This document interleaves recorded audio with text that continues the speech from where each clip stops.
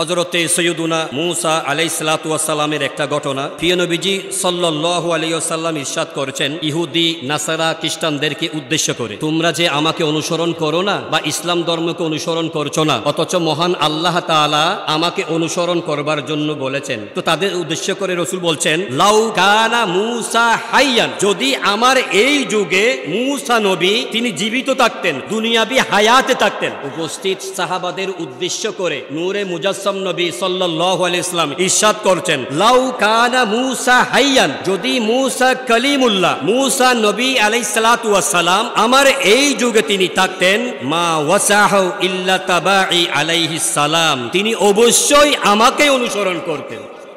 যে মূসা নবী রাসূলদের মধ্যে একটু গরম মেজাজ টাইপের, মালাকুল মউত আসলো, আল্লাহ পাঠিয়েছেন আপনার রূহ কবজা করার জন্য, সাথে সাথে তেলে বেগুলো জ্বলে উঠে মালাকুল মউত আজরাইলকে চেহারা মুবারক ছর কষে দিয়েছে। এটার আঘাতে আজরাইল ফেরেশতার ডান চোখ স্থান থেকে খসে মাটিতে পড়ে গিয়েছে। সুবহানাল্লাহ, এত বড় পাওয়ারফুল একজন নবী। উনার বেলায় রাসূলুল্লাহ বলছেন, আমার এই যুগে যদি মূসা নবী থাকতো তাহলে তিনি আমার ধর্মকে অনুসরণ করতেন, তিনি আমার সুন্নাহকে অনুসরণ করতেন। সুবহানাল্লাহ।